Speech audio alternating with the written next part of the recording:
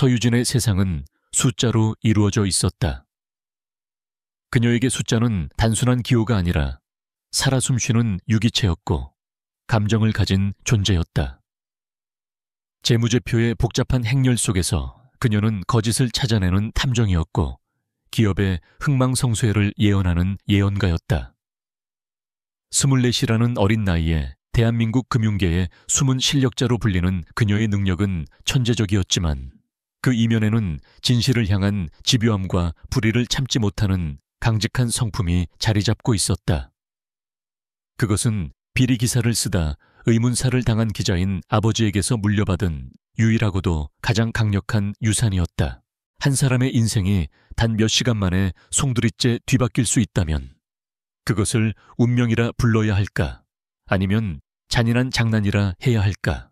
그날 밤 서울의 심장부인 여의도 한복판. 불 꺼진 사무실 빌딩의 작은 큐비클에서 서유진은 며칠 밤을 새워 추적해온 거대한 그림자의 실체와 마주하고 있었다. 모니터의 푸른빛이 그녀의 창백한 얼굴을 비추었고 화면에는 대한민국 굴지의 금융기술 기업인 에이유라 그룹의 비자금 흐름을 증명하는 마지막 데이터 조각이 떠 있었다. 수백 개의 페이퍼 컴퍼니, 수천 개의 차명 계좌, 그리고 그 정점에 있는 이름, 강태민 부회장. 에이유라 그룹의 CEO 강지훈의 사촌이자 그룹의 2인자였다. 유진의 심장이 세차게 뛰었다. 이것은 단순한 횡령이 아니었다. 정재계를 뒤흔들 거대한 부패의 사슬, 그 핵심을 꿰뚫는 증거였다. 그녀는 작은 USB에 모든 자료를 암호화하여 저장했다. 창밖으로는 세찬 비가 내리기 시작했다. 도시의 불빛들이 빗줄기에 번져 흐릿한 수채화처럼 보였다. 유진은 신뢰하는 선배 검색에 암호화된 메시지를 보냈다. 유령은 실존했다. 내일 오전 10시. 약속을 잡은 그녀는 자리에서 일어났다. 평범한 트렌치코트를 걸치고 가방을 맨 그녀의 모습은 막 퇴근하는 평범한 직장인과 다를 바 없었다. 하지만 그녀가 품에 안은 진실의 무게는 청은망은이었다. 사무실을 나서는 그녀의 등 뒤로 운명의 시계 추가 소리 없이 움직이기 시작했다. 빌딩을 빠져나온 유진은 세차게 쏟아지는 비를 맞으며 발걸음을 재촉했다. 택시를 잡으려 했지만 궂은 날씨 탓에 빈 차는 보이지 않았다. 어쩔 수 없이 그녀는 한강으로 이어지는 인적이 드문 길을 따라 걷기 시작했다.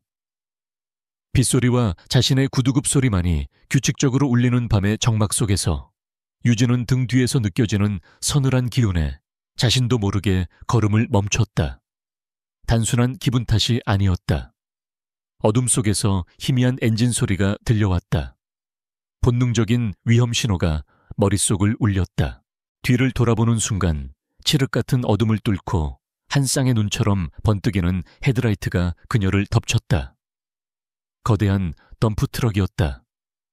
굉음과 함께 트럭은 인도를 향해 미친 듯이 돌진했다. 피할 시간도 소리 지를 틈도 없었다. 세상의 모든 소음이 한순간에 사라지는 듯한 이명과 함께 그녀의 몸은 종이장처럼 허공으로 떠올랐다. 마지막 순간 그녀의 눈에 비친 것은 차갑게 쏟아지는 비와 무심하게 빛나는 도시의 야경, 그리고 강물 속으로 떨어지는 자신의 작은 가방이었다. 의식의 끈이 끊어지며 서유진이라는 존재는 깊고 어두운 심연 속으로 가라앉았다. 같은 시각 강지훈은 자신의 전용 리무진 뒷좌석에 앉아 차창 밖으로 무섭게 쏟아지는 비를 응시하고 있었다.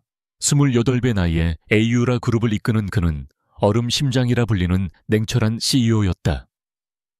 그의 하루는 분 단위로 쪼개져 있었고 그의 머릿속은 온통 시장 분석과 경영 전략, 그리고 끊임없이 자신을 견제하는 사촌 강태민과의 권력 투쟁으로 가득 차 있었다. 오늘도 그는 강태민이 주도하는 무리한 인수합병안을 저지하기 위해 긴 이사회에서 모든 에너지를 소진한 상태였다. 피로가 몰려왔지만 그의 눈빛은 여전히 날카롭게 빛나고 있었다. 기사님, 한강변으로 가주세요. 평소라면 곧장 집으로 향했을 그였지만 오늘은 왠지 복잡한 도심을 벗어나고 싶었다. 비 내리는 강을 보는 것이 머리를 식히는 데 도움이 될 거라 생각했다. 그의 충동적인 결정이 어떤 나비 효과를 불러올지 그는 전혀 알지 못했다. 차는 부드럽게 방향을 틀어 강변 도로로 접어들었고 와이퍼가 쉴 새 없이 유리를 닦아냈지만 빗줄기는 점점 더 거세졌다. 지우는 눈을 감고 잠시 생각에 잠겼다. 강태민의 탐욕은 어디까지일까? 최근 그의 자금 흐름에 석연치 않은 점들이 발견되었지만 아직 확실한 증거는 없었다. 그때였다. 대표님, 저기... 운전기사의 조심스러운 목소리에 지훈이 눈을 떴다. 차의 헤드라이트가 도로 옆 강둑에 쓰러져 있는 희미한 형체를 비추고 있었다. 사람인 것 같았다. 그냥 지나치시죠. 괜한 일에 휘말릴 수 있습니다. 기사의 말이 맞았다. 강지훈은 위험 변수를 만드는 것을 극도로 싫어했다. 그의 인생은 철저한 계산과 통제에 움직였다. 하지만 그 순간 무언가 그의 발목을 붙잡았다. 빗속에 미동도 없이 쓰러져 있는 저 작은 형체가 마치 구조를 요청하는 절박한 신호처럼 느껴졌다. 차 세워요. 지훈의 단호한 목소리에 차가 멈춰 섰다. 그는 우산도 없이 차문을 열고 나섰다. 차가운 비가 수천만 원짜리 맞춤 정장을 순식간에 적셨지만 그는 아랑곳하지 않았다. 조심스럽게 다가간 그의 눈에 들어온 것은 한 여인이었다. 온몸이 흠뻑 젖은 채 그녀는 창백한 얼굴로 의식을 잃고 쓰러져 있었다. 머리에서는 피가 흘러 빗물에 섞여 번지고 있었다. 주변에는 가방도 신분증도 될 만한 것이 아무것도 보이지 않았다. 지우는 잠시 망설였다. 119에 신고하고 떠나는 것이 가장 합리적인 선택이었다. 그러나 그녀의 가녀린 손목에서 느껴지는 약하지만 분명한 맥박을 확인하는 순간 그는 다른 결정을 내렸다. 병원 말고 별장으로 갑시다. 지우는 여인을 조심스럽게 품에 안아들었다. 그의 행동에 당황한 운전기사가 물었지만 그는 대답하지 않았다. 병원으로 가면 신원불명의 환자로 인해 언론에 알려질 수도 있고 불필요한 질문과 절차의 시간을 낭비하게 될 터였다. 그보다는 자신의 통제에 있는 안전한 공간으로 옮기는 것이 낫다고 판단했다. 왜 이런 비합리적인 결정을 내리는지 스스로도 설명할 수 없었다. 그저 이 여자를 이대로 둘 수 없다는 강한 충동이 그의 모든 이성을 마비시켰다. 리무진은 다시 어둠 속을 미끄러지듯 달려 서울 외곽에 위치한 그의 비밀스러운 안식처를 향했다. 강지훈의 개인 별장은 최첨단 보안 시스템과 미니멀한 인테리어가 어우러진 그 자체로 하나의 요새 같은 곳이었다. 그는 의식을 잃은 여인을 조심스럽게 침실에 눕히고 곧바로 자신의 주치의를 불렀다. 한밤중의 호출에도 불구하고 백발의 노이사는 신속하게 도착하여 여인의 상태를 살폈다. 진찰을 마친 의사의 표정은 심각했다. 외상은 심하지 않지만 머리에 강한 충격을 받은 것 같습니다. 아마도 기억을 잃었을 가능성이 높습니다. 일시적인 뇌진탕 후 기억 상실증입니다. 의사의 진단에 지훈의 미간이 좁혀졌다. 기억 상실. 마치 영화에서나 나올 법한 단어가 현실이 되어 그의 앞에 놓였다. 의사는 응급처치를 마친 뒤 며칠간 절대적인 안정을 취해야 한다고 신신당부하고는 돌아갔다. 이제 별장에는 고요한 침묵과 빗소리, 그리고 침대에 누운 여인의 희미한 숨소리만이 남았다. 지우는 젖은 옷을 갈아입고 창가에 서서 밖을 내다보았다. 동이 트려면 아직 멀었다. 그는 침대에 누워있는 낯선 여인을 바라보았다. 그녀는 누구일까? 어쩌다 이런 끔찍한 일을 당했을까? 그의 완벽하게 통제된 세상에 그녀는 예고 없이 떨어진 가장 큰 변수였다. 그녀의 존재 자체가 그의 모든 계획과 질서를 뒤흔드는 미지의 영역이었다. 하지만 이상하게도 그는 그녀를 내보낼 수 없었다. 오히려 그녀를 지켜야 한다는 이상한 책임감을 느꼈다. 지우는 자신도 모르게 그녀의 곁으로 다가가 땀과 비에 젖은 머리카락을 조심스럽게 쓸어 넘겨주었다. 그 순간 여인이 희미하게 신음하며 눈을 떴다. 초점 없는 눈동자가 허공을 헤매다 그에게 멈췄다. 그녀의 입술이 작게 움직였다. 세요. 그리고 이내 다시 깊은 잠에 빠져들었다. 그녀의 목소리는 텅 비어 있었다. 자신의 이름조차, 자신이 누구인지조차 잊어버린 사람의 목소리였다. 지우는 말없이 그녀를 내려다보았다. 그는 아직 몰랐다. 자신이 구해낸 이 여인이 자신의 인생을, 그리고 자신이 지키고자 했던 에이유라 그룹의 운명을 송두리째 뒤흔들 폭풍의 핵이라는 사실을. 또한 그녀 역시 알지 못했다. 자신을 구해준 이 남자가 바로 자신이 파멸시키려 했던 거대 왕국의 왕이며 앞으로 자신이 사랑하고 또 증오하게 될 운명의 상대라는 것을.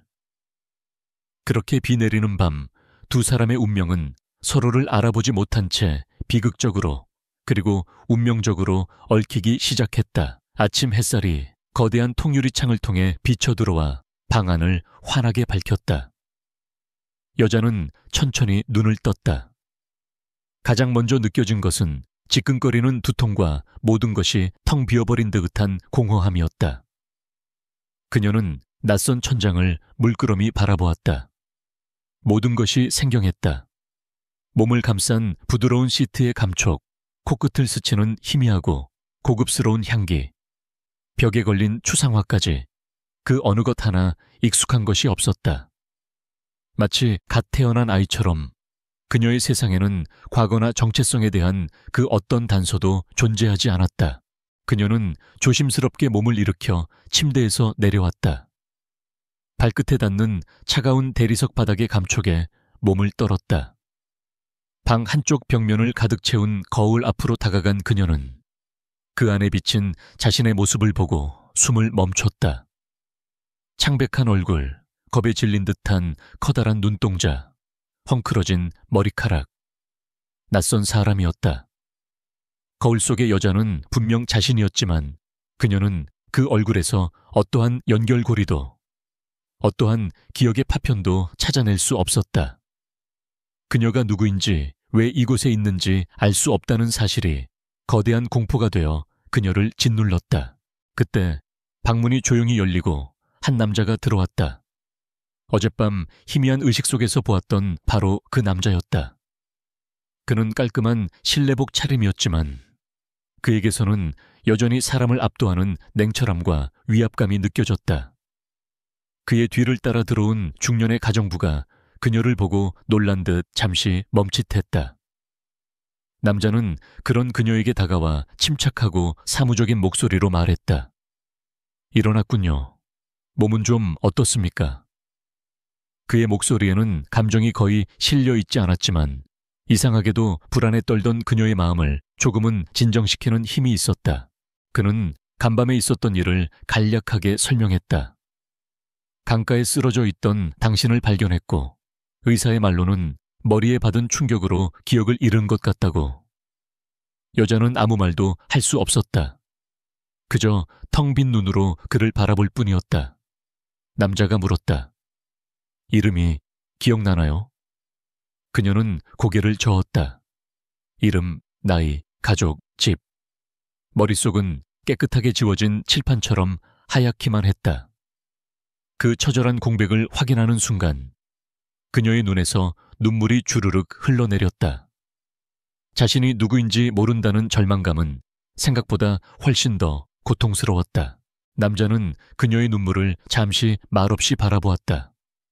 그는 창밖으로 시선을 돌렸다.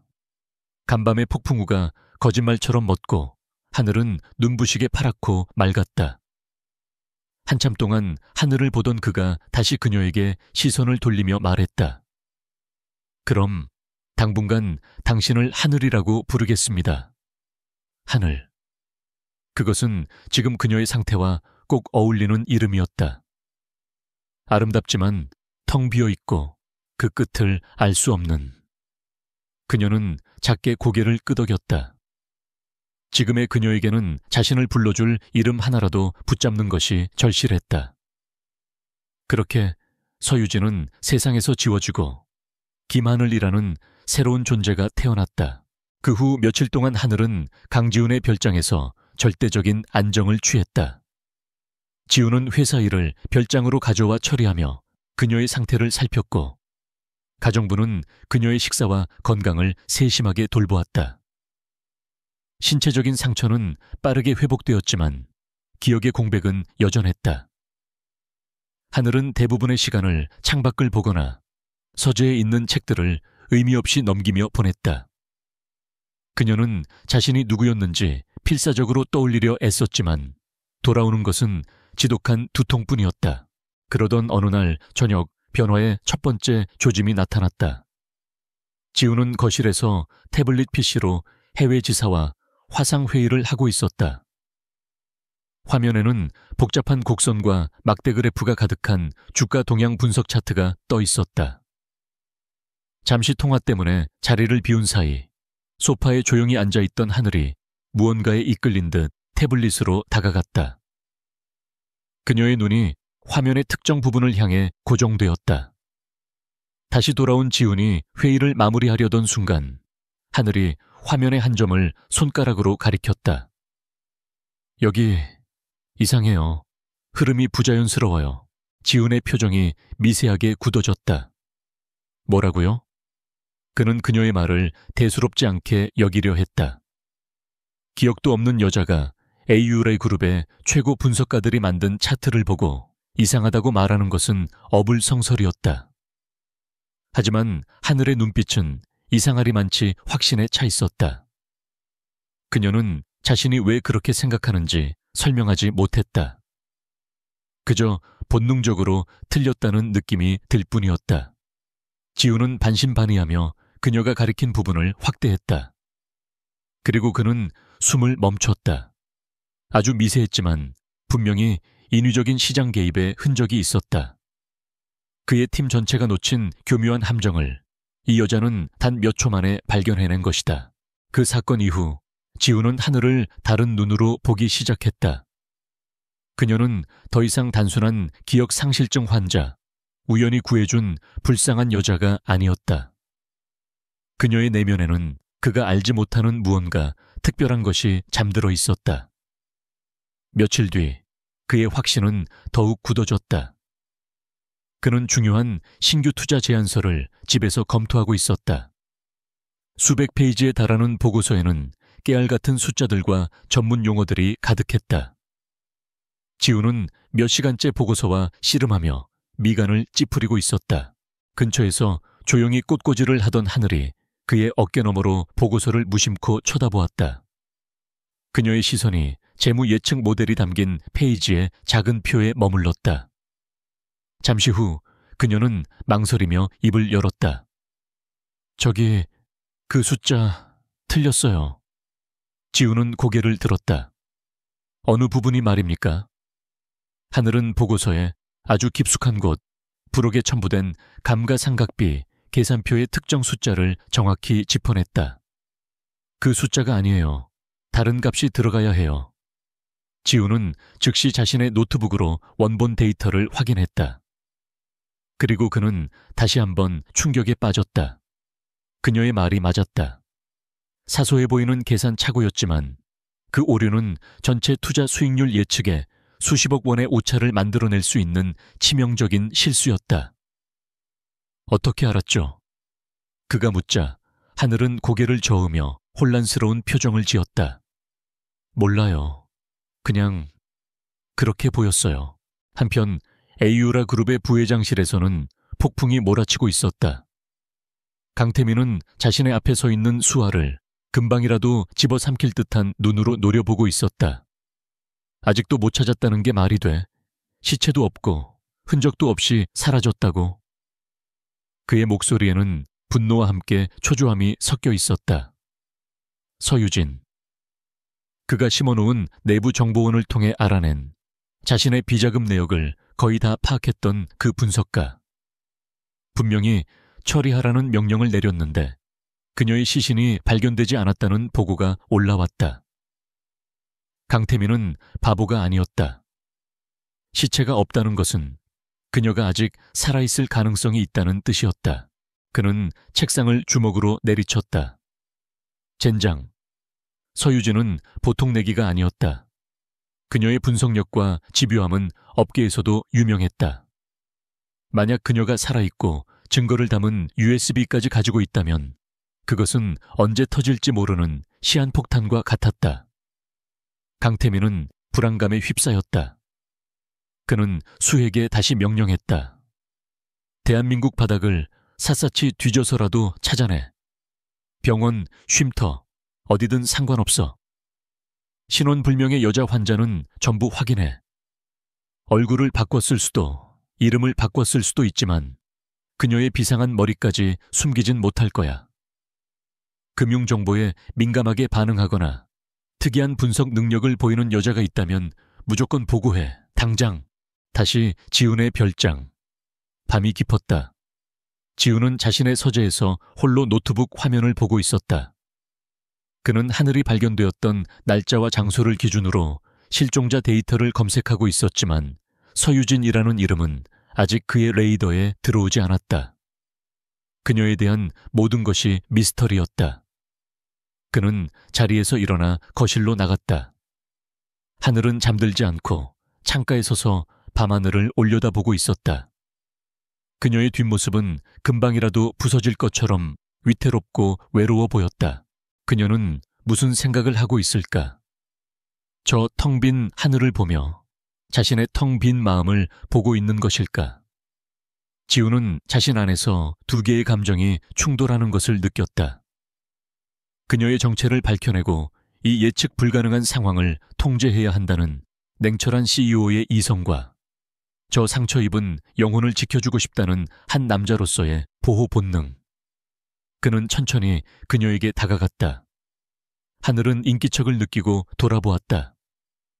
그녀의 눈동자가 달빛을 받아 슬프게 빛났다. 그 순간 지우는 깨달았다. 자신이 이미 이 정체모를 여자에게 깊이 휘말려 들고 있다는 것을. 그리고 그 끝이 어디일지 그는 전혀 예측할 수 없었다. 시간이 흐르면서 하늘은 별장의 고요한 일상에 조금씩 익숙해져 갔다. 그녀는 정원의 꽃을 가꾸는 일에서 작은 기쁨을 찾았고 서재의 방대한 책들 속에서 길을 잃으며 텅 빈 시간을 채워나갔다. 강지훈은 눈에 띄게 별장에서 보내는 시간이 늘었다. 그는 중요한 회의가 아니면 대부분의 업무를 원격으로 처리했는데 표면적인 이유는 집중이 잘 된다는 것이었지만 그 자신도 자신의 시선이 자꾸만 정원에서 햇살을 받으며 움직이는 한 여자에게로 향하고 있다는 것을 알고 있었다. 그녀의 존재는 지훈의 건조하고 예측 가능했던 세상에 스며든 한 줄기 따스한 햇살과도 같았다. 두 사람 사이의 어색함은 점차 편안함으로 바뀌어갔다. 처음에는 보호자와 환자 같았던 관계가 이제는 한 공간을 공유하는 두 사람의 관계로 변해가고 있었다. 함께하는 저녁 식사 자리에 대화가 길어졌고 때로는 말없이 같은 음악을 듣기도 했다. 지우는 자신이 평생 경멸해왔던 일상이라는 것에 서서히 길들여지고 있음을 느꼈다. 그리고 그 변화의 중심에는 기억을 잃은 여자 하늘이 있었다. 그녀의 순수함과 무방비함은 그의 철벽 같은 마음을 조금씩 허물고 있었다. 그러던 어느 주말 오후 지우는 하늘에게 뜻밖의 제안을 했다. 밖에 나가고 싶지 않습니까? 근처에 조용한 수목원이 있는데. 그는 그녀가 별장이라는 안전한 울타리 안에서만 지내는 것이 답답할 것이라 생각했다. 또한 외부의 자극이 혹시라도 그녀의 기억을 되돌릴 실마리가 될지도 모른다는 작은 희망도 있었다. 물론 그는 만반의 준비를 했다. 사람이 가장 없는 시간대를 골랐고 자신의 경호원들을 멀리서 눈에 띄지 않게 배치했다. 수목원의 맑은 공기와 푸른 나무들은 하늘의 기분을 들뜨게 했다.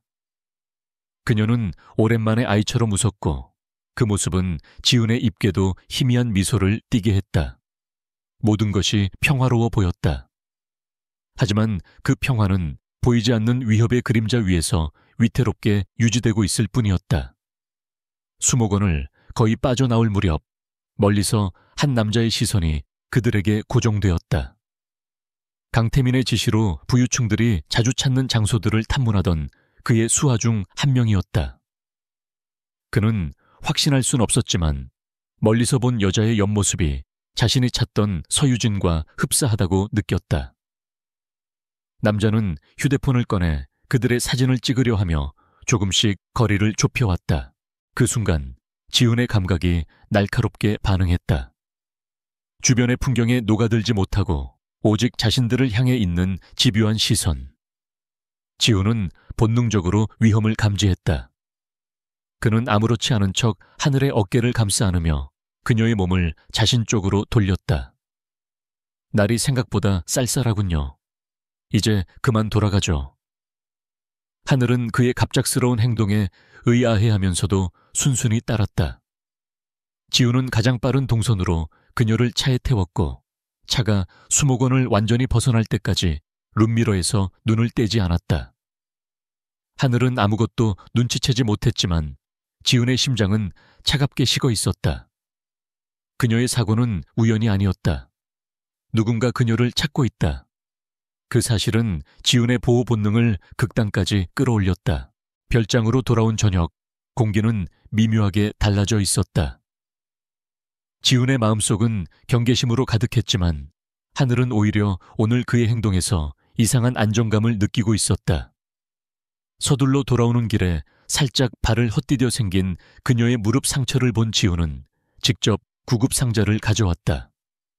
이리 줘요. 내가 할게요. 그는 소독솜을 들고 그녀 앞에 한쪽 무릎을 꿇고 앉았다.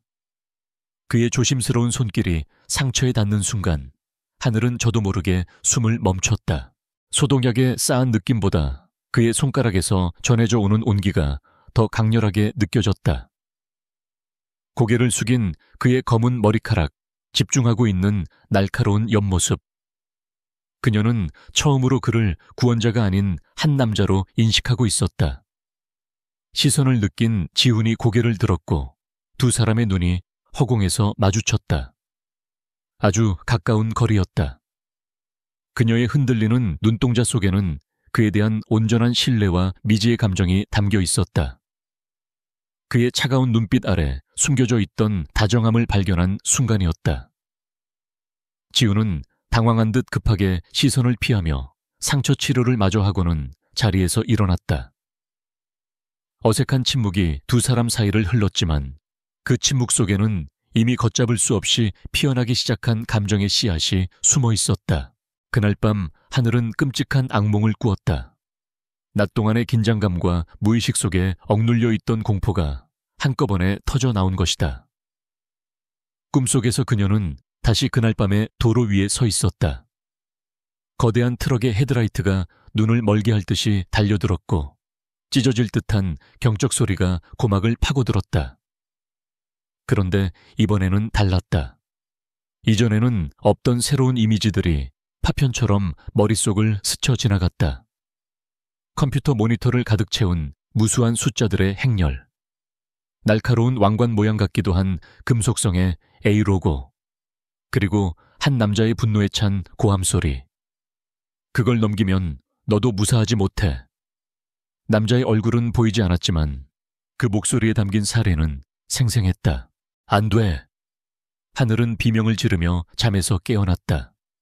온몸은 식은땀으로 흠뻑 젖어 있었고 심장은 통제불능 상태로 날뛰고 있었다. 비명 소리를 듣고 한 걸음에 달려온 지훈이 방문을 열고 들어왔다. 그는 공포에 질려 숨도 제대로 쉬지 못하는 그녀를 보고 망설임 없이 다가가 그녀의 떨리는 몸을 감싸 안았다. 그의 평소 성격이라면 상상도 할 수 없는 지극히 본능적인 행동이었다. 괜찮아요. 괜찮아. 꿈일 뿐이야. 그의 낮고 차분한 목소리가 귓가에 울리자 하늘은 미친 듯이 뛰던 심장이 조금씩 진정되는 것을 느꼈다.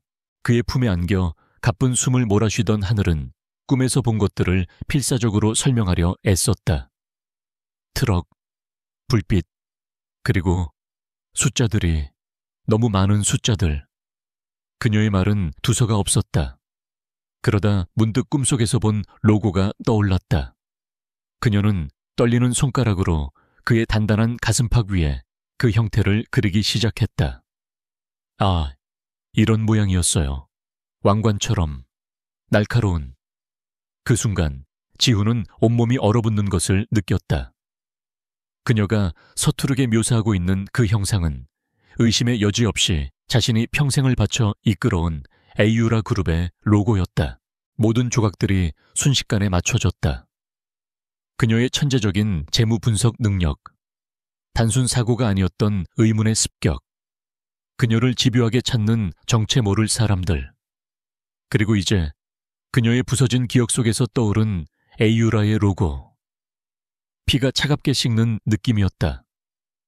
그녀가 겪은 비극이 자신의 회사, 어쩌면 자신의 가족과 연결되어 있을지도 모른다는 끔찍한 예감이 그의 온몸을 훑고 지나갔다. 그녀를 둘러싼 미스터리는 더 이상 외부의 문제가 아니었다. 그것은 이제 그의 심장부, 그의 세계 가장 깊숙한 곳에서부터 시작된 문제였다.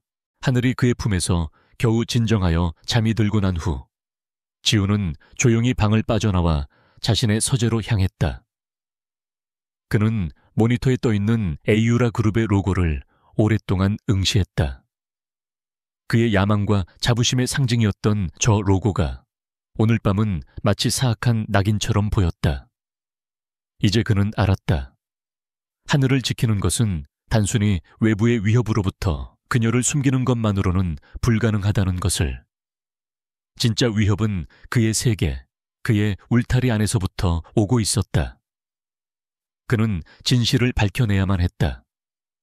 그녀를 위해서만이 아니라 자기 자신과 자신이 지키려 했던 모든 것을 위해서. 그의 눈빛이 서늘하고 단단하게 굳어졌다. 수동적인 보호는 끝났다. 이제부터는 그가 직접 움직일 시간이었다. 다음날 아침, 강지훈은 몇 주 만에 처음으로 에이유라 그룹 본사 자신의 집무실로 출근했다. 별장의 따스하고 인간적인 공기와는 완전히 다른 차가운 유리와 강철로 이루어진 그의 왕국이었다. 그는 자리에 앉자마자 자신의 비서이자 유일하게 신뢰하는 인물인 김민준 실장을 호출했다. 김 실장은 나이는 젊었지만 지훈이 그룹의 총수가 되기 전부터 그를 보좌해온 충직하고 능력 있는 인재였다. 그는 지훈의 눈빛만 봐도 그의 의중을 읽어낼 줄 알았다. 김 실장, 자네에게 개인적으로 맡길 일이 있네. 지훈은 서류에서 눈을 떼지 않은 채 말했다. 그의 목소리는 평소보다 한 톤 낮고 무거웠다. 김 실장은 말없이 고개를 숙였다. 특정 날짜, 특정 장소에서 일어난 단순 뺑소니로 종결된 사건을 하나 조사해주게. 비공식적으로 누구도 알아서는 안 돼. 특히 강태민 부회장 쪽은. 지훈은 하늘에 대해서는 일절 언급하지 않았다. 그저 그 사건의 피해자에게 개인적인 부채감을 느끼고 있다고만 둘러댔다. 그럼에도 김 실장은 이것이 단순한 개인사가 아님을 직감했다. CEO가 직접 극비리에 조사를 지시하는 사건은 결코 가벼울 수 없었다. 김민준 실장의 일 처리는 언제나처럼 신속하고 정확했다. 그는 자신의 정보망을 총동원하여 경찰 기록과 병원 이송 기록, 그리고 그날 밤 한강변도로의 모든 CCTV 영상을 샅샅이 훑었다. 경찰 기록은 지훈의 말대로 단순 사고로 종결되어 있었다. 목격자도 증거도 없다는 이유였다. 하지만 김 실장은 거기서 멈추지 않았다. 그는 원본 영상을 입수해 프레임 단위로 분석하기 시작했다. 그리고 마침내 도로변의 방범 카메라 영상에서 결정적인 단서를 찾아냈다. 사고 추정 시각 직후 번호판을 진흙으로 가린 거대한 덤프트럭 한 대가 미친 속도로 현장을 빠져나가는 흐릿한 영상이었다. 프로의 솜씨였다. 이것은 사고가 아니라 명백한 살인 미수였다. 김 실장의 보고를 받은 지훈의 표정은 더욱 굳어졌다. 그의 최악의 예상이 사실로 확인된 순간이었다. 그는 이제 이 사건이 하늘, 즉 기억을 잃은 그녀를 직접적으로 겨냥한 것임을 확신했다. 그는 김 실장에게 두 번째 지시를 내렸다. 그 시기 전후로 우리 그룹 주변에서 실종되거나 갑자기 사라진 인물이 있는지 알아봐. 특히 금융분석가나 언론인 쪽으로 모든 인맥을 동원해서라도 찾아내. 이제는 수수께끼의 조각들을 맞춰야 할 시간이었다. 그녀는 누구이며 왜 에이유라 그룹과 관련된 누군가에게 제거 대상이 되었는가? 김 실장은 경쟁사의 인사 파일, 업계의 동향 보고서, 심지어는 금융계의 익명 커뮤니티까지 뒤지며 사라진 인물을 추적했다. 그리고 며칠 후 그는 하나의 이름에 도달했다. 서유진, 프리랜서 금융분석가. 업계에서는 기업 저격수라 불릴 정도로 날카로운 분석력으로 기업들의 비리를 파헤치는 데 능한 실력자였다. 그녀는 사고 당일 이후로 모든 디지털 기록이 끊겨 있었다. SNS, 금융거래, 통신 기록까지. 가족이 없었기에 집주인의 신고로 단순 가출인으로 분류되어 수사는 제대로 진행되지도 않은 상태였다. 그리고 가장 결정적인 정보.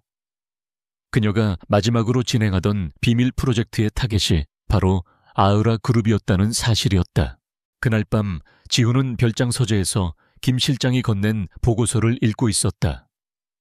그리고 보고서 첫 장에 첨부된 증명사진을 보는 순간 그는 숨을 쉴 수가 없었다. 사진 속의 여자는 하늘이었다. 지금보다 더 자신감 넘치고 날카로운 눈빛이었지만 의심할 여지 없이 같은 사람이었다. 서유진. 그것이 그녀의 진짜 이름이었다. 모든 것이 명확해졌다. 그녀의 천재적인 능력, 악몽 속에서 보았던 에이유라의 로고, 그리고 그녀를 쫓는 검은 그림자까지. 자신이 보호하고 있던 여자는 길 잃은 가련한 피해자가 아니었다. 자신의 회사를, 어쩌면 자신의 가족을 뿌리부터 뒤흔들 수 있는 진실을 손에 쥔 위험한 존재였다. 지훈의 내면에서 거대한 폭풍이 일었다. 냉철한 CEO로서의 그는 이 상황이 얼마나 큰 리스크인지 경고하고 있었다. 그녀의 존재 자체가 그룹 전체를 위험에 빠뜨릴 수 있는 시한폭탄이었다. 하지만 하늘에게 마음을 열기 시작해간 한 남자로서의 그는 그녀가 겪었을 끔찍한 고통과 배신에 대한 참을 수 없는 분노를 느꼈다. 회사를 지켜야 한다는 의무감과 한 여자를 지키고 그녀를 공격한 자들을 응징해야 한다는 강렬한 욕망 사이에서 그는 깊은 혼란에 빠졌다. 그의 인생에서 처음 겪는 통제불능의 감정이었다. 그날 이후 지훈은 하늘을 대하는 태도가 미묘하게 변했다. 그는 여전히 그녀를 보살폈지만 때때로 복잡하고 알 수 없는 표정으로 그녀를 오랫동안 응시하다가 시선을 피했다. 보호의 강도는 높아졌지만 감정적인 거리는 오히려 멀어졌다. 하늘은 그 변화를 예민하게 감지했다. 두 사람 사이에 보이지 않는 유리벽이 생긴 것 같았다. 그녀는 그에게 무슨 일이 있는지 묻고 싶었지만 그럴 자격이 없다고 생각했다. 자신은 이름도 과거도 없이 그의 집에 얹혀 사는 신세일 뿐이었다. 어느 날 저녁 그녀는 용기를 내어 물었다. 무슨 안 좋은 일 있으세요? 제가 혹시 폐를 끼친 건가요? 그녀의 불안한 눈빛에 지훈의 마음이 아팠다. 그는 진실을 말할 수 없었다. 당신의 이름은 서유진이고 당신이 파헤치던 비리 때문에 우리 회사 사람이 당신을 죽이려 했다고 어떻게 말할 수 있겠는가? 그는 결국 거짓말을 택했다. 아니요, 그냥 회사 일 때문에 신경 쓸 게 좀 많아서 당신 때문 아니니 걱정하지 말아요. 그녀를 안심시키기 위한 그 거짓말은 역설적으로 두 사람의 마음을 갈라놓는 첫 번째 균열이 되었다. 이제 모든 정황이 내부의 적, 특히 강태민을 가리키고 있었다. 지훈은 움직이기 시작했다. 그는 CEO의 권한으로 강태민이 최근 가장 공들여 추진하고 있던 대규모 인수합병 프로젝트에 대한 전면적인 재무 감사를 지시했다. 표면적으로는 정기적인 절차였지만 실질적으로는 강태민의 자금 흐름을 파헤치기 위한 선전포고였다. 강태민은 지훈의 갑작스러운 공격에 당황했지만 자신의 흔적을 완벽하게 지웠다고 자신했기에 내색하지 않았다. 하지만 그는 지훈의 의도를 의심하기 시작했다. 사촌 사이에 보이지 않는 체스 게임이 마침내 시작된 것이다. 깊은 밤, 지훈은 잠든 하늘의 침실로 조용히 들어갔다. 그는 침대 옆에 서서 평화롭게 잠든 그녀의 얼굴을 내려다보았다. 그리고 품에서 서유진의 사진을 꺼내 나란히 비교해 보았다. 자신감 넘치던 분석가의 얼굴과 모든 것을 잃고 상처 입은 지금의 얼굴. 같은 사람이지만 전혀 다른 두 개의 영혼이 그 안에 있었다. 그는 이제 그녀의 이름을 알지만 불러줄 수 없었다. 그녀의 과거를 알지만 나눠줄 수 없었다. 그는 그녀의 유일한 보호자였지만 동시에 그녀를 해친 조직의 수장이었다.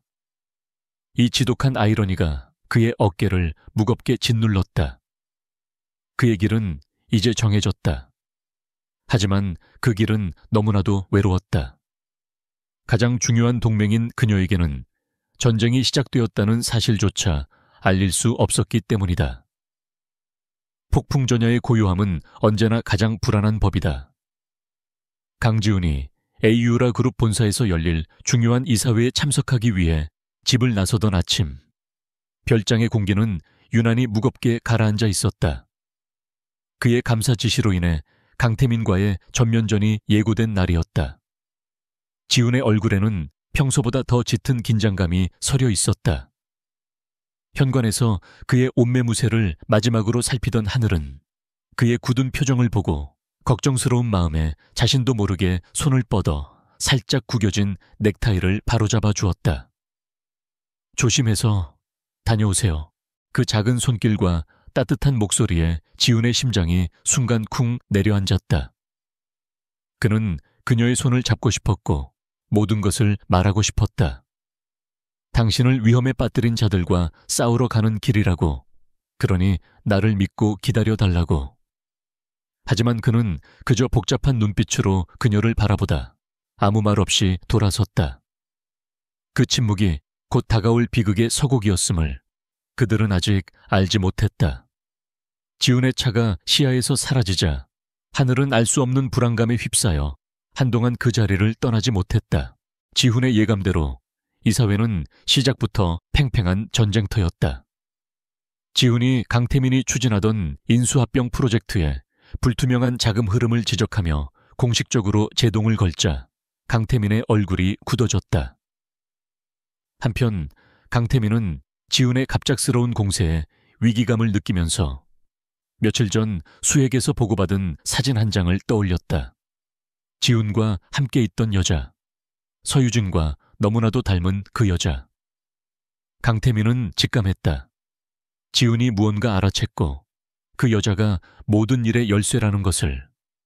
더 이상 지체할 시간이 없었다. 그는 이사회가 한창 진행 중일 때 몰래 수에게 문자를 보냈다. 지금 당장 처리해. 이번에는 실수 없이. 그 시각 별장에서는 하늘이 서재에서 책을 읽고 있었다.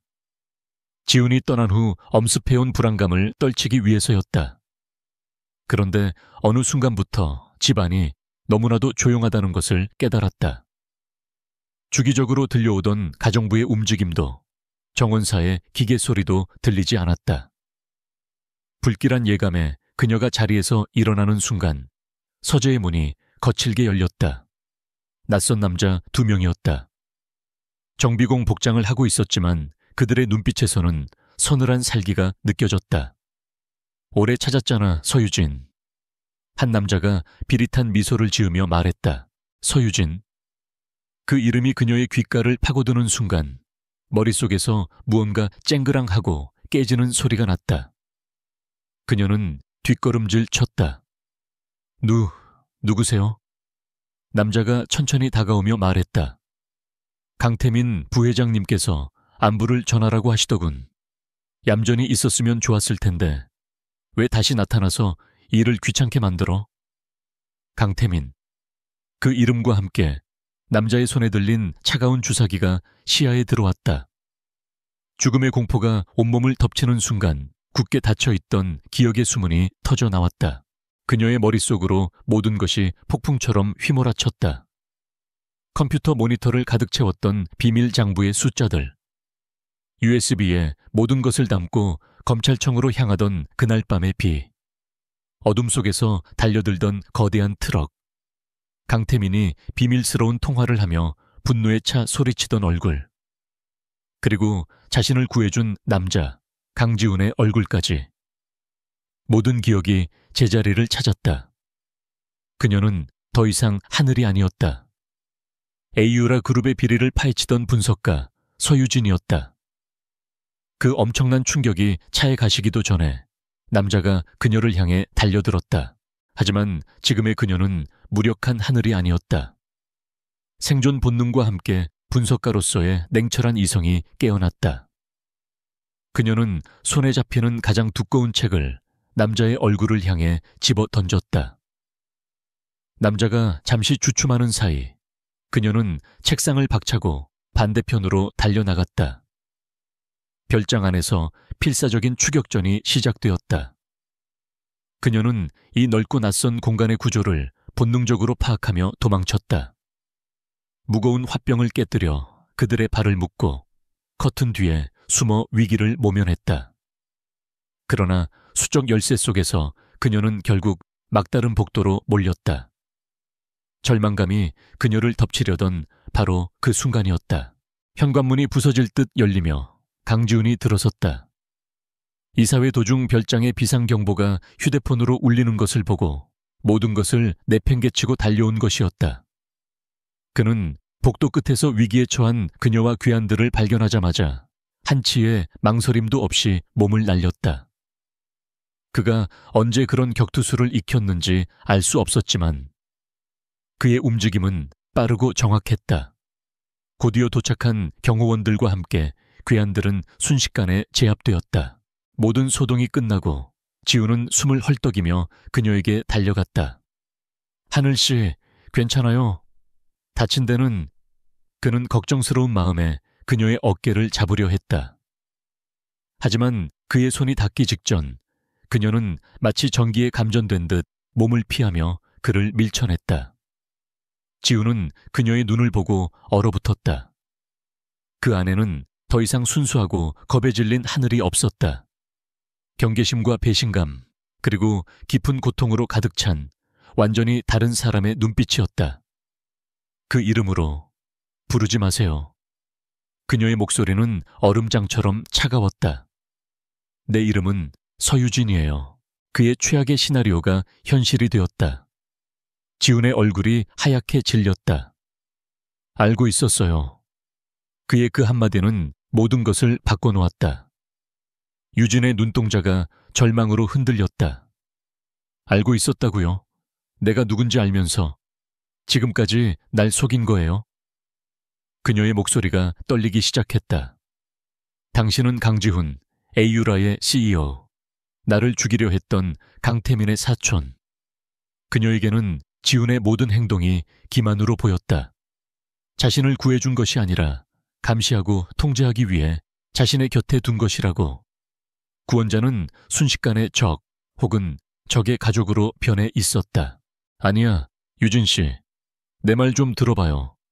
내가 알게 된 건 얼마 전이야. 난 강태민과 달라. 난 당신을... 지우는 필사적으로 해명하려 했지만 극심한 충격과 배신감에 휩싸인 유진에게 그의 말은 들리지 않았다. 그녀는 그를 믿을 수 없었다. 이 세상 누구도 믿을 수 없었다. 그녀는 고개를 저으며 뒷걸음질 쳤다. 그녀 앞에는 잔인한 선택만이 놓여 있었다. 자신을 구해줬지만 자신을 기만한 적의 가족인 이 남자를 믿을 것인가? 아니면 모든 것을 버리고 혼자서 이 싸움을 다시 시작할 것인가? 여기서 나가야겠어요. 유진은 결심했다. 그녀는 더 이상 이 위험하고 아름다운 세상에 갇혀 있을 수 없었다. 그녀는 지훈을 지나쳐 현관으로 향했다. 그녀의 발걸음 하나하나가 그의 심장에 비수처럼 박혔다. 그는 그녀를 잡을 수 있었다. 힘으로 막는 것은 너무나도 쉬운 일이었다. 하지만 그는 그럴 수 없었다. 지금 그녀를 강제로 붙잡는 것은 그녀의 의심을 확신으로 바꿔주는 꼴밖에 되지 않았다. 그는 그녀가 스스로를 믿어주길 바라는 수밖에 없었다. 유진은 별장의 문을 열고 밖으로 나섰다. 어둠이 내린 바깥 세상은 그녀가 기억하던 세상보다 훨씬 더 차갑고 위험하게 느껴졌다. 그녀는 마지막으로 뒤를 돌아보았다. 어둠과 빛의 경계에 서서 무너질 듯한 표정으로 자신을 바라보는 강지훈이 있었다. 그녀 인생의 가장 큰 위안이자 가장 깊은 상처가 된 남자. 유진은 눈을 질끈 감고 다시 앞으로 내달렸다. 불확실한 세상 속으로 그녀는 다시 혼자가 되었다. 강지훈의 별장을 뛰쳐나온 서유진은 다시 혼자가 되었다. 밤의 서울은 거대하고 차가운 미로와 같았다. 수중에 돈도 신분증도 휴대폰도 없었다. 그녀가 가진 것이라고는 되찾은 기억과 그 기억이 안겨준 배신감과 혼란뿐이었다. 어디로 가야 할까? 누구를 믿어야 할까? 그녀의 유일한 희망은 애초에 증거를 넘기기로 했던 선배 검사였지만 흔적을 남기지 않고 그에게 연락할 방법이 막막했다. 일단 몸을 숨겨야 했다. 그녀는 인적이 드문 골목을 전전하다 24시간 운영하는 찜질방으로 들어가 차가운 바닥에 몸을 뉘었다. 주변의 소음 속에서 그녀는 강지훈의 얼굴을 떠올렸다. 자신을 속였다는 분노와 그럼에도 불구하고 자신을 진심으로 걱정하던 그의 눈빛이 교차하며 마음을 어지럽혔다. 한편 유진이 떠난 별장에서 강지훈은 그야말로 제정신이 아니었다. 그는 즉시 김민준 실장에게 연락했다. 서유진 씨를 찾아 에이유라의 모든 자원을 동원해. 하지만 절대 모습을 드러내지 말고 위험한 상황이 아니면 접근도 하지 마. 내가 직접 갈 거야. 그는 그녀를 강제로 데려오는 것이 최악의 선택임을 알았다. 그녀가 자신을 두려워하게 만들고 싶지 않았다. 지훈의 지시 아래 에이유라 그룹의 보안팀은 서울 시내의 모든 공공 CCTV와 교통카메라의 안면인식 시스템을 가동하기 시작했다. 그것은 거대한 권력의 남용이었지만 그는 개의치 않았다. 지금 그에게는 그녀의 안전보다 중요한 것은 없었다. 이틀 후 지훈은 마침내 그녀를 찾아냈다. 그녀는 국립중앙도서관의 한쪽 구석에서 컴퓨터로 무언가를 검색하고 있었다. 에이유라 그룹과 강태민에 대한 최근 기사들을 필사적으로 찾아보고 있는 것이 분명했다. 지훈은 경호원들을 모두 물리고 평소 입던 값비싼 정장 대신 평범한 캐주얼 차림으로 그녀에게 조용히 다가갔다. 인기척에 고개를 든 유진은 그를 보고 경계심으로 온몸을 굳혔다. 어떻게... 여길? 그녀의 목소리는 날카로웠다. 나 좀 그만 따라다녀요. 제발 나를 좀 내버려둬요. 미안합니다. 지훈은 그녀의 분노를 온몸으로 받아내며 입을 열었다. 하지만 이대로 당신을 혼자 둘 수는 없어요. 그는 가방에서 서류철 하나를 꺼내 그녀 앞에 책상에 놓았다. 그것은 김민준 실장이 그녀의 정체를 조사했던 보고서였다. 이건 당신의 기억이 돌아오기 전에 내가 조사를 지시했던 자료입니다.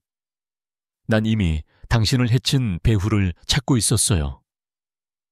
그는 이어서 자신이 강태민을 겨냥해 시작한 내부 감사 자료와 이사회 의사로까지 보여주었다. 그의 모든 행동이 그녀를 되찾은 후에 시작된 것이 아님을 증명하기 위해서였다. 그의 목소리가 간절함으로 떨려왔다. 내 가장 큰 실수는 모든 걸 알게 된 순간 당신에게 솔직하게 말하지 못한 겁니다. 겁이 났어요. 당신이 나를 떠날까봐. 서유진은 몰라도 내가 알게 된 하늘이라는 사람을 잃게 될까봐 두려웠어요. 그의 진심 어린 고백에 유진의 흔들림 없는 눈빛이 미세하게 떨렸다. 지훈은 주머니에서 추적이 불가능한 대포폰과 카드키 하나를 꺼내 건넸다. 강요하지 않겠습니다. 하지만 혼자 싸우게 두지도 않을 겁니다. 이건 타인 명의로 된 안전가옥의 키와 연락할 수 있는 유일한 전화기입니다. 날 조금이라도, 아주 조금이라도 믿을 마음이 생긴다면 연락 줘요. 그는 그것들을 책상 위에 놓아두고 미련 없이 몸을 돌려 떠났다. 모든 선택권을 그녀에게 넘긴 것이다. 안전가옥으로 들어온 유진은 며칠 밤낮을 고뇌했다. 혼자서 강태민이라는 거대한 괴물과 싸우는 것은 자살 행위나 다름없었다. 강지훈의 증거 자료들과 마지막 순간 자신에게 선택권을 주며 돌아섰던 그의 모습이 머릿속을 떠나지 않았다. 그녀는 깨닫기 시작했다. 그 역시 이 싸움의 또 다른 피해자일 수 있다는 것을. 그리고 지금 자신에게 가장 필요한 것은 믿을 수 없지만 가장 강력한 그의 힘이라는 것을. 긴 고민 끝에 그녀는 전화기를 들어 단 한 번도 누르지 않았던 단축 번호를 눌렀다. 두 사람은 안전가옥에서 다시 마주했다. 이전의 애틋함이나 긴장감 대신 냉철하고 전문적인 공기가 흘렀다. CEO 강지훈과 분석가 서유진의 첫 번째 공식적인 만남이었다. 유진이 먼저 입을 열었다. 돕겠어요. 하지만 이건 구출 작전이 아니라 파트너 관계예요. 우리의 목표는 단 하나, 강태민을 끌어내리는 겁니다. 그렇게 두 사람의 위험한 공조가 시작되었다. 그들은 각자가 가진 무기를 꺼내 보였다. 유진은 강태민의 비자금이 흘러들어간 해외 페이퍼 컴퍼니의 이름과 계좌번호, 그리고 핵심 증거가 숨겨진 AU레이 그룹 내부 서버의 위치를 기억해냈다. 하지만 암호를 풀 수 있는 원본 USB는 잃어버린 상태였다.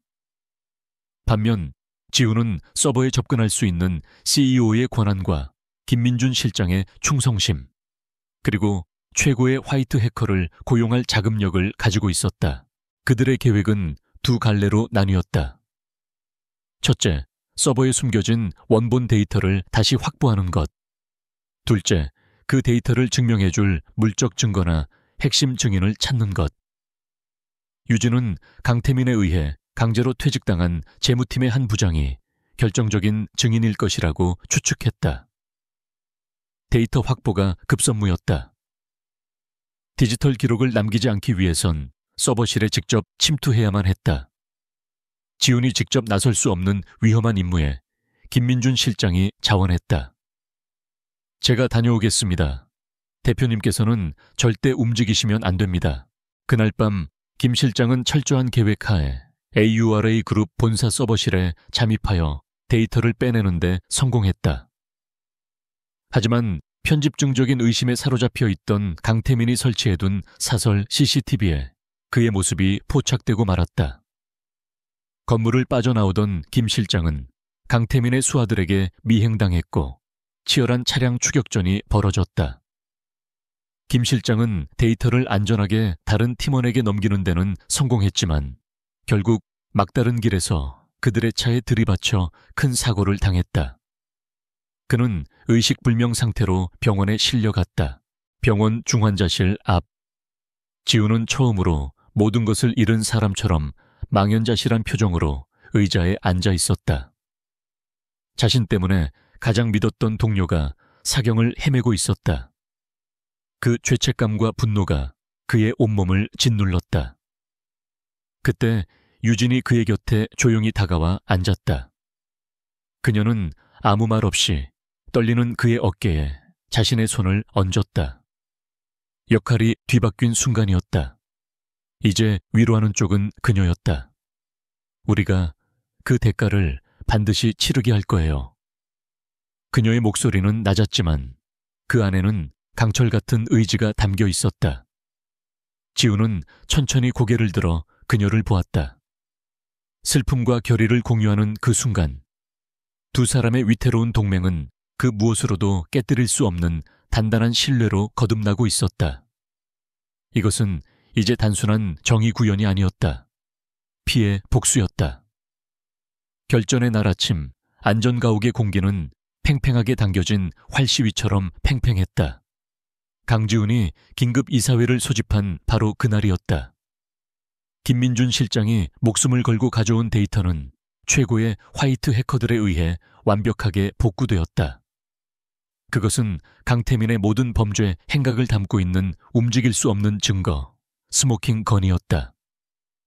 또한 서유진은 끈질긴 설득 끝에 퇴직했던 재무부장과 연락이 닿았다.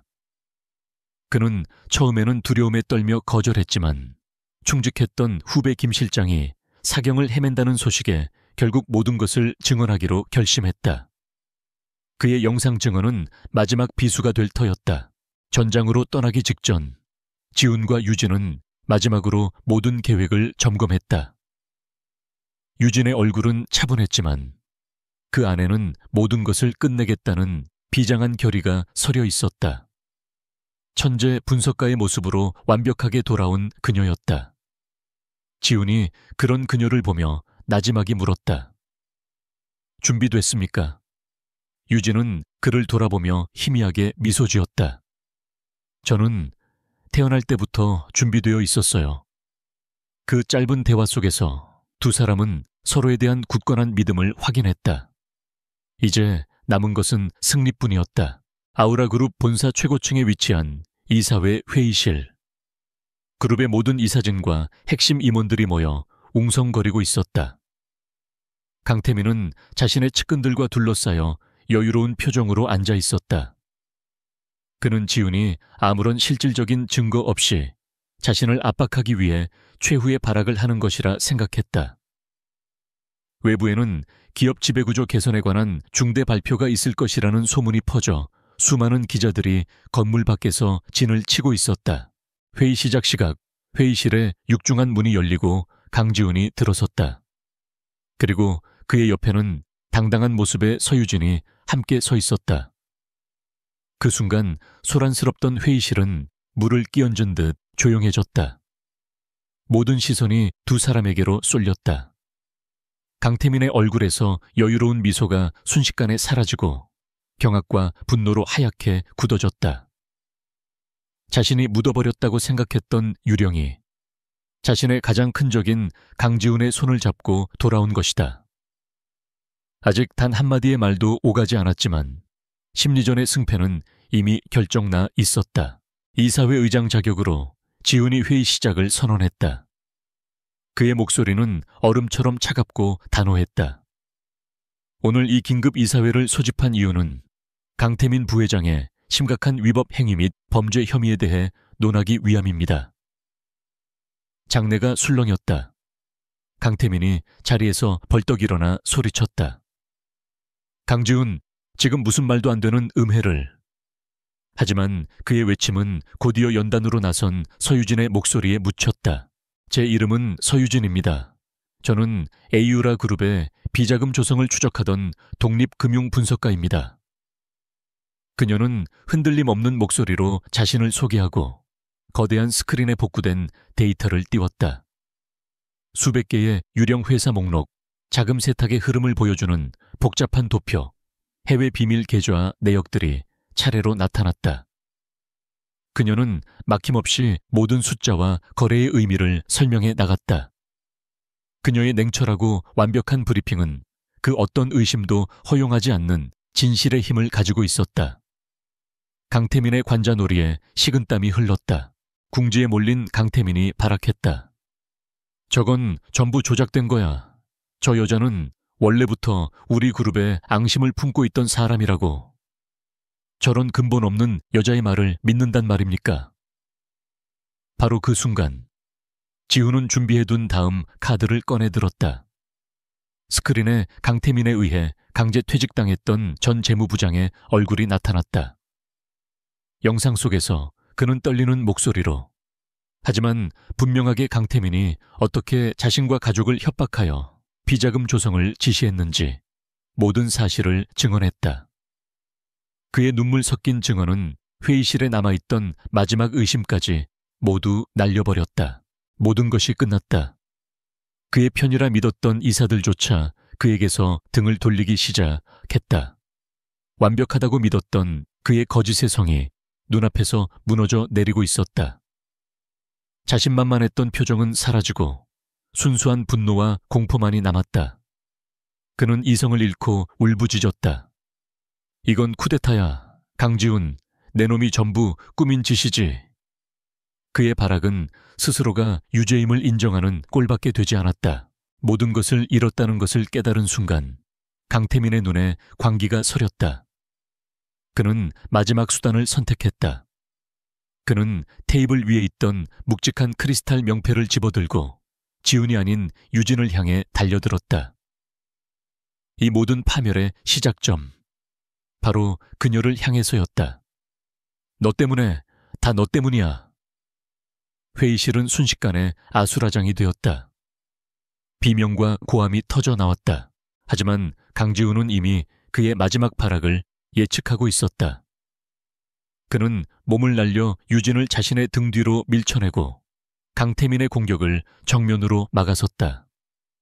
두 남자의 몸이 부딪히며 격렬한 몸싸움이 벌어졌다. 기업 총수들의 싸움이라고는 믿을 수 없는 원초적인 증오와 분노가 뒤엉킨 싸움이었다. 유진은 그저 숨어있지 않았다. 그녀는 옆에 있던 물 주전자를 집어들어 정확하게 강태민의 팔을 내리쳤다. 쨍그랑 소리와 함께 명패가 바닥으로 떨어졌고 그 순간을 놓치지 않은 지훈이 강태민을 완전히 제압했다. 위기의 순간 두 사람은 완벽한 하나의 팀이었다. 곧이어 보안 요원들이 들이닥쳐 발버둥치는 강태민을 끌어냈다. 그는 끌려가면서도 마지막까지 지훈과 유진을 향해 증오가 가득한 눈빛을 쏘아붙였지만 그것은 이제 아무런 힘도 없는 패자의 눈빛일 뿐이었다. 거짓의 성은 마침내 완전히 무너져 내렸다. 혼란이 잦아든 회의실. 이 사진들은 충격 속에서 굳어 있었고 지훈의 연락을 받고 대기하고 있던 검찰 수사관들이 들이닥쳐 증거를 확보하고 현장을 통제하기 시작했다. 복도에서는 기자들의 플래시가 쉴 새 없이 터졌다. 그 모든 혼돈의 중심에서 지훈과 유진은 나란히 서 있었다. 지훈의 손등에서는 몸싸움 중에 생긴 작은 상처에서 피가 흐르고 있었다. 그것을 발견한 유진은 자신도 모르게 손을 뻗어 그의 상처를 감쌌다. 냉철했던 분석가의 가면이 벗겨지고 한 남자를 걱정하는 여자의 얼굴이 드러났다. 지훈은 그런 그녀의 손을 부드럽게 하지만 단단하게 맞잡았다. 두 사람은 아무 말 없이 서로를 바라보았다. 승리했다. 기나긴 싸움이 끝났다. 두 사람 사이의 침묵은 그들이 함께 겪어온 모든 시간과 앞으로 함께 만들어갈 미래에 대한 무언의 약속으로 가득 차 있었다. 강태민의 몰락 이후 에이유라 그룹은 거대한 폭풍의 한가운데에 놓였다. 주가는 폭락했고 그룹의 이미지는 바닥으로 추락했다. 하지만 강지훈은 흔들리지 않았다. 그는 이 위기를 에이유라 그룹이 새로 태어날 기회로 삼았다. 며칠 후 그는 수많은 카메라 플래시 앞에서 직접 기자회견을 열었다. 그는 어떠한 변명이나 축소 없이 그룹 내부의 모든 부패를 인정하고 국민 앞에 고개 숙여 사죄했다. 그리고 그는 약속했다. 뼈를 깎는 개혁을 통해 대한민국에서 가장 투명하고 윤리적인 기업으로 AURA를 다시 세우겠다고. 그의 진솔하고 단호한 모습은 오히려 바닥까지 떨어졌던 시장의 신뢰를 조금씩 되돌리는 기적을 만들어냈다. 그 시각 서유진은 병원의 한 병실을 찾았다. 의식을 회복하고 재활치료에 들어간 김민준 실장을 보기 위해서였다. 창백하지만 한결 편안해진 얼굴의 김 실장은 그녀를 보고 환하게 웃었다. 정말 다행입니다. 두 분이 무사하셔서. 유진은 진심을 담아 고개를 숙였다. 실장님 덕분이에요. 정말 감사합니다. 김 실장의 희생은 헛되지 않았다. 그의 용기는 거대한 악의 고리를 끊어내는 결정적인 역할을 했다. 지훈과 유진이 함께 그의 병실을 나설 때 그들의 마음속에는 무거운 빚이 아닌 따뜻한 동지애와 희망이 자리 잡고 있었다. 사건이 마무리된 후 유진은 자신만의 시간을 가졌다. 그녀는 서유진이라는 자신의 이름과 인생을 되찾아야 했다. 그녀는 먼지가 쌓인 자신의 작은 원룸 오피스텔을 찾아갔다. 그곳에는 비리 기자였던 아버지의 낡은 사진과 그녀가 밤을 새워가며 싸웠던 흔적들이 고스란히 남아 있었다. 그 모든 것을 마주하며 유진은 자신이 앞으로 어떤 삶을 살아야 할지 조용히 결심을 굳혔다. 그녀는 더 이상 숨어서 거대 기업을 저격하는 외로운 저격수로 살지 않을 터였다. 아버지의 유지를 이어 더 밝고 올바른 방식으로 세상과 싸워나갈 생각이었다. 모든 외부의 위협이 사라진 후 지훈과 유진은 마침내 서로를 온전하게 마주볼 수 있게 되었다. 더 이상 불안과 비밀이 존재하지 않는 별장에서 두 사람은 조용한 저녁 시간을 함께했다.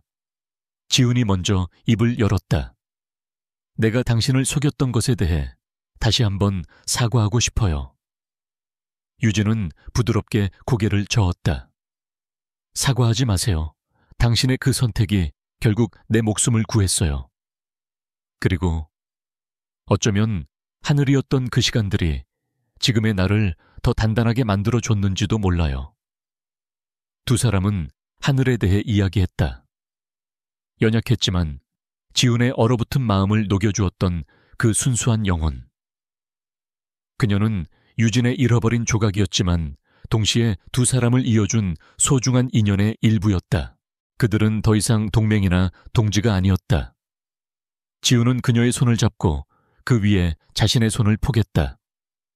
폭풍우 같았던 시간들을 함께 통과하며 불길 속에서 단련된 그들의 사랑은 그 어떤 시련에도 흔들리지 않을 만큼 단단해져 있었다. 그는 조심스럽게 그녀에게 다가가 입을 맞췄다. 위기 속에서의 절박한 입맞춤이 아닌 평화와 약속이 담긴 첫 번째 진짜 입맞춤이었다. 1년 후 시간은 흘러 모든 상처를 아물게 했다. 강지훈의 약속대로 에이유레이 그룹은 대대적인 개혁을 통해 완벽하게 재기에 성공했다. 오히려 이전보다 더 높은 신뢰와 지지를 받는 초인류 기업으로 거듭나 있었다. 건강을 회복한 김민준 실장은 그룹의 핵심인 감사실의 총책임자로 승진하여 지훈의 가장 든든한 조력자 역할을 하고 있었다. 서유진은 자신만의 길을 찾았다. 그녀는 에이유라 그룹의 전폭적인 지원을 받아 비영리 공익재단인 기업윤리감시센터를 설립했다. 그녀는 자신의 천재적인 분석 능력을 이제는 비리를 폭로하는 것이 아니라 예방하고 기업의 부패로 인해 고통받는 피해자들을 돕는 데 사용했다. 그것은 아버지가 평생 꿈꿨던 정의를 그녀만의 방식으로 실현하는 길이었다. 어느 따스한 봄날, 지훈은 유진을 한강변으로 데려갔다. 그들이 처음 만났던 그녀의 비극이 시작되었던 바로 그 장소였다. 하지만 이제 그곳은 더 이상 아픔의 공간이 아니었다. 지훈은 아름다운 노을을 배경으로 그녀의 앞에 한쪽 무릎을 꿇었다. 나의 완벽하게 통제된 세상에 당신은 가장 큰 변수였어요. 그런데 결국 당신은 내 인생의 유일한 상수가 되었어. 그는 반지를 꺼내 보이며 말했다. 평생 나의 파트너가 되어주겠습니까? 서유진 씨. 유진의 눈에 행복의 눈물이 고였다. 그녀는 망설임 없이 고개를 끄덕였고 그의 손을 잡았다. 아픈 기억의 장소는 가장 아름다운 약속의 장소로 다시 태어났다. 몇 달 후 두 사람은 가까운 지인들만 초대하여 작고 소박한 결혼식을 올렸다. 그들의 결혼식은 세간의 주목을 받는 화려한 행사가 아니라 진심 어린 축복만이 가득한 따뜻한 자리였다. 서로의 손을 잡고 마주선 두 사람의 얼굴에는 더 이상 과거의 그늘이 없었다. 그들은 함께 지옥을 건넜고 마침내 서로에게 온전한 안식처가 되어주었다. 결혼 후 그들은 평범하지만 행복한 나날을 보냈다. 어느 주말 오후 두 사람은 손을 잡고 강변을 산책하고 있었다. 유진이 장난스럽게 웃으며 말했다. 가끔은 신기해요. 온 세상에 냉랭하던 그 얼음 심장 CEO가 내 남편이라는 게. 지우는 오직 그녀에게만 보여주는 따뜻한 미소를 지으며 그녀의 손을 더욱 꽉 잡았다. 그 얼음 심장은 당신이라는 태양을 만나기 전까지의 이야기일 뿐이지. 운명처럼 시작된 폭풍 같던 인연은 이제 잔잔하고 깊은 강물 같은 사랑이 되어 그들의 삶을 채우고 있었다. 두 사람이 함께 입은 상처의 흔적은 이제 그 무엇으로도 끊을 수 없는 단단한 유대의 증거가 되었다. 그렇게 그들의 사랑은 모든 시련을 이겨내고 마침내 완성되었다.